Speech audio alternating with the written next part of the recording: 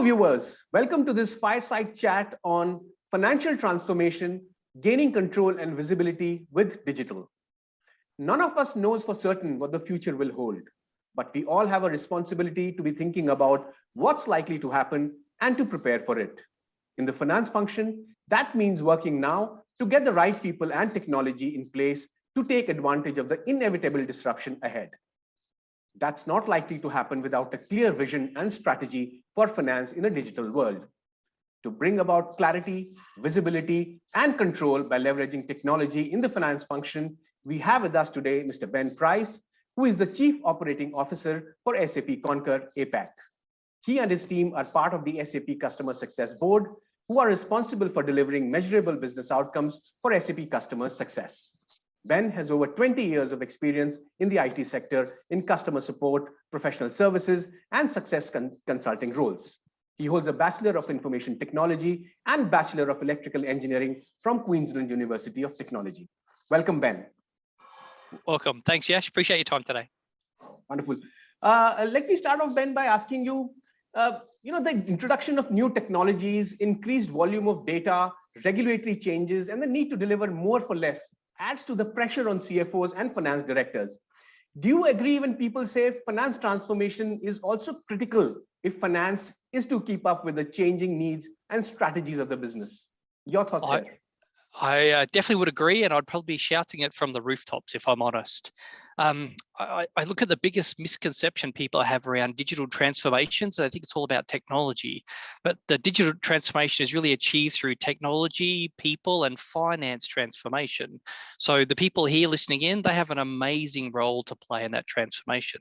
But keep going a little bit deeper, right? Which comes first? Is it finance transformation? Is it technology transformation? Is it all of these things? And I know we'll talk some more about it, but I really do think there's a couple of common scenarios that we should look at as we build our plans. So efficient and automated processes, technology can definitely help, but you said in your intro, right? Do more with less. So get rid of manual processes, consolidate spending, automate tasks, lots to do. Second tip would be around better cost and budget control. There's some amazing things that the finance function can do to make sure we spend money in the right area for the right impact. Third and final is really around visibility. What I find today is people go through that transformation, they're making decisions based on half the information. So visibility, so you can make better, quicker, smarter decisions, that will really drive everybody forward. Sure, wonderful. Thanks for those amazing, insightful tips there, Ben. Moving on, Ben, we are seeing a concerted effort by CIOs towards the finance function's digital transformation. Now, leveraging data to fuel decision-making, adopting an agile, incremental cloud approach to transformation, collaborating with finance, because there can be serious financial implications when misalignment between IT and the finance function occurs. These are just some areas that need to be taken care of. What do you suggest as the key areas where CIOs or enterprise technology decision makers should focus on for optimizing business outcomes as they undertake this transformational journey? Yeah, outcomes, you've got it in one, right? That's going to be the new currency in our environment, I think, for everybody. So actually everybody wants an outcome. I'd balance off outcome with the issue of pace of change. Yes, with the pace of change does come opportunities, and with opportunities does come change and some risk to outcomes. So you can see there's a circle there. And actually, if I was honest, I'd say change is not always easy.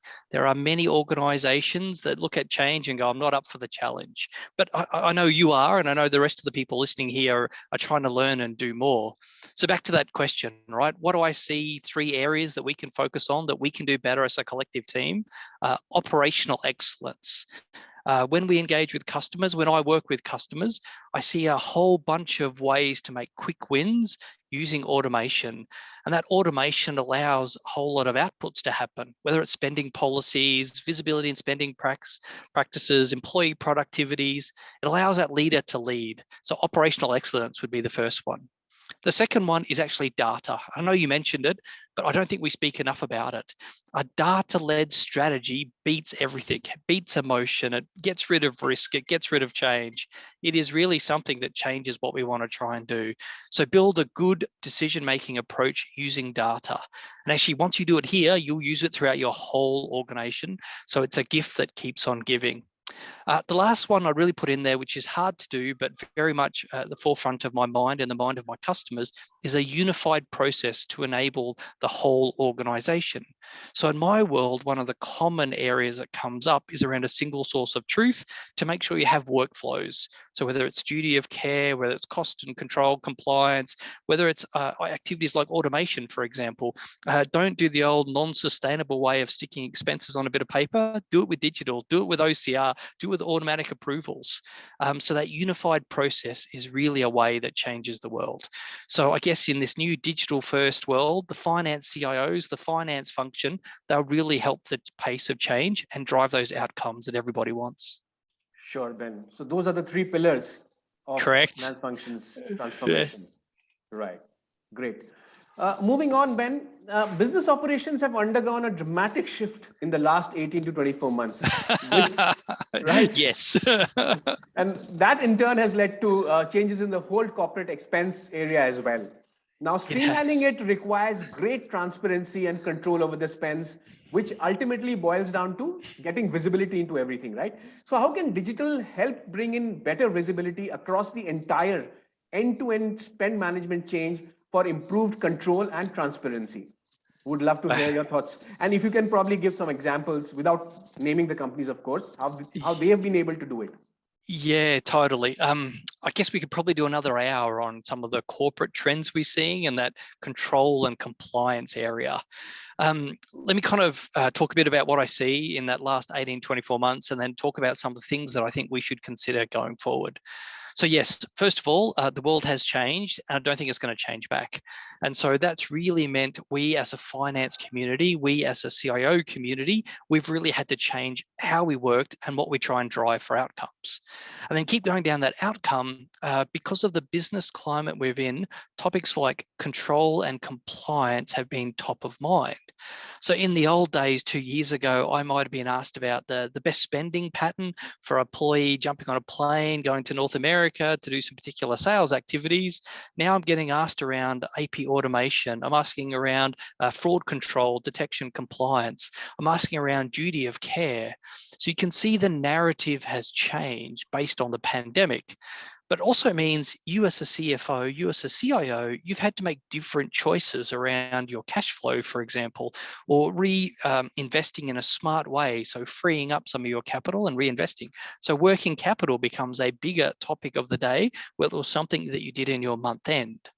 So then keep going down that path of the customer examples. And I'm trying to share in a smart way without giving anything away. But what I saw in the past is customers who are using the SAP technologies and they're looking at logistic costs, for example, inventory costs. They were using some of the reporting to drill into certain things like, time to delivery of a particular purchase. So they're not bad things, but the conversation changed. So in the past, where I've supported excessive travel by employees to support sales efforts, we haven't done that in pandemic, and we've still been achieving. Compliance policy in terms of following it, adhering to it, and then linking that to duty of care. We see that as a topic that has really popped up.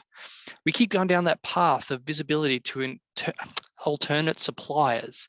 In the past, we saw people go on their favorite airline, and that's not bad, but there are other choices, be it choices based on sustainability, CO2 impact, for example, choices based on policy, choices based on cost. So I guess what I'm trying to say is I see the narrative changing. And then in this world, this narrative then gives you, the CIO, the CFO, a way to make smarter decisions. Keep going that customer example, then I'll wrap up. The biggest request that I see today in the install base in Concur is people looking at spend management and that visibility, and then making sure they make an active decision to spend the money they have in the best manner possible. Before, we were running for growth. Nothing wrong with that. Growth will return. Right now, I see them looking at that and going, what's my right way to get a return? So I see that great shift in visibility, that control, making sure we use the right suppliers, and then flows through to analytics, and then back to those pillars, right? The data pillar, and the circle continues. So I see that change happening in the install base as we speak. Like you said, Ben, the narrative has definitely changed, and it's for solution providers in this space of expense and travel management to align with this changed narrative if they need to survive in the new normal. Totally. Great.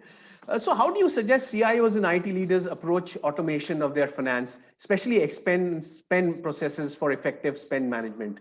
Is an integrated cloud-based solution the answer, Ben? In fact, cloud and automation are definitely the buzzwords, not just in finance, but also other areas within an organization these days. So what are your thoughts, your comments here? Yeah, look, I'll probably answer it in a different way. So first of all, what I see happening is I see the CIOs and the CFOs looking at employee experience. And then based on that employee experience, thinking about what they can do better. And then naturally, to your point, that pulls a whole bunch of the sub-processes up. And I want to talk about how they're lodging an expense claim, booking a flight, how they're doing some particular activity. And it links the technology and the people back to that outcome. Because yes, we all want the human capital we have to work on the toughest problems to make the biggest impact. So to your point, that's where automation can really make a difference. I struggle how to say it without really getting too technical, but I see a whole bunch of work going on now in the install base around synchronizing the enterprise. I need to find a better term, but in the old days where you had these federated approaches and good enough was good enough, that time's gone past. So now you need an integrated business. And then to your point, you need an integrated business that works in cloud, that is secure, that works everywhere on every device. So yes, to your point, I know you said at the beginning, but cloud automation, it is a big part. Keep going down that conversation. So what do I see today? I see peer organizations looking at what other organizations are doing, and they go, how do I scale? How do I make sure I don't have that incremental spend on computing costs? How do I scale in a smart way? Well, based on the pandemic, resiliency. How do I make sure I build a resilient business? So is it power failures, interruptions, the corporate data center where no one can get in because they're in COVID lockdown? I see all these other questions coming. And then based on that collective answer, I see people coming back and going, what can I do better? And actually there, my question is, listen to people like yourself, listen to the other people here listening in, because a lot of the answers are out there. So my tip, of course, as you said earlier, cloud, automation, talk to your peers, they're all things we can help with. So I recommend everybody talking to everybody else that's listening in today. Sure, Ben. So you would recommend moving from a federated structure to a more unitary structure going forward? Totally. And I'd go a bit further if I can, right? So when you do that, the TCO and the customer conversation really changes. So I use that example of employee experience, and I'll come back to it, but let's go TCO because we care about dollars. What you can do in cloud is far cheaper than what you can do on-prem. What you can do in cloud and the ability to get services, be it in India or anywhere else, far outweighs what you can do on-prem. And then you look at some of the managed services, you look at some of the security options, the failover. It gives you these great abilities to drive your TCO down. So you spend your money on the right activities. You don't spend them on the wrong activities. But back to employee experience, right? People like me, I'm kind of old, right? I turned 47 this year. I look at my kids, right? They're going to be the future buyers. They're used to buying on their phone, right? They don't want to have some kind of old SAP screen, for example. So you see that employee experience coming. So we as a collective group, we have an opportunity here to make sure that employee experience works in a unified process that is controlled, scalable in cloud. That will make the difference for everybody involved. Sure, Ben. Like you said, employee experience is becoming big. That's one of the emerging trends that we are seeing in the market. Final question, Ben, what do you see as the new and other upcoming trends, technology trends in spend management? What new use cases do you see emerging for technologies such as artificial intelligence and machine learning? Oh, now we could talk all day again. I guess based on the customer feedback, I've had some interesting ones. Just a small aside, I did have a customer ask me, could we use AI and machine learning to do fraud detection so that an email got sent to the CEO when someone went out of policy? And technically the answer is yes, but I'm not sure that's the best employee experience, if I'm honest. But in a non-joking way, I guess I see three areas that then relate to three business areas. So I see the use of APIs. Now in this cloud world where everything's available and secure, you have all these APIs so you can connect data. So back to that data conversation we have earlier, you can use your data to your advantage. Workflow automation. Look, in the old days, if I'm honest, we as managers used to sit there and hit approve on something, but actually it's in budget, it's for a customer we know, it's for a pursuit of an opportunity, it's a no-brainer. So why do I wait for someone to click a button? That should be an automated workflow.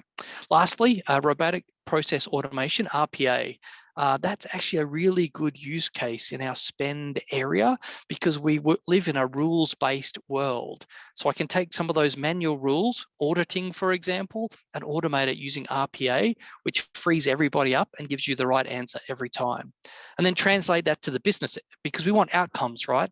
So managers risk way better than what we've done in the past. So risk and compliance of that employee spend. It actually goes further because, of course, you and I know we have certain tax requirements we need to meet in the India area. So we can make sure that we're managing tax appropriately, or when someone travels outside of India, managing tax appropriately. So there's no problem, no compliance. And you can do that with automated checking, again, through that workflow and RPA. And then lastly, I joked about it, but it really is true, auditing.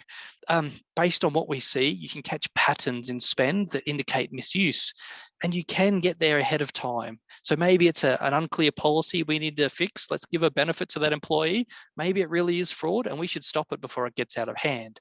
But in that auditing area, there's way better approaches to do using RPA than what we've done with people in the past. So that's how I look at those three business outcomes: risk, compliance, managing tax, and then auditing. That's what's going to make a difference. Okay, great. Thanks a ton, Ben, for those insights. In a nutshell, navigating uncertainty requires a coherent strategy. Cash combined with courage in a time of crisis is priceless. The collaboration of finance, IT, and HR leadership would do the same to help businesses minimize the impact of the disruption and become more resilient in today's uncertain environment. With this, we bring this session to a close. Thanks once again, Ben, for those inputs, and thanks viewers for sparing time for this discussion. Thank you very much.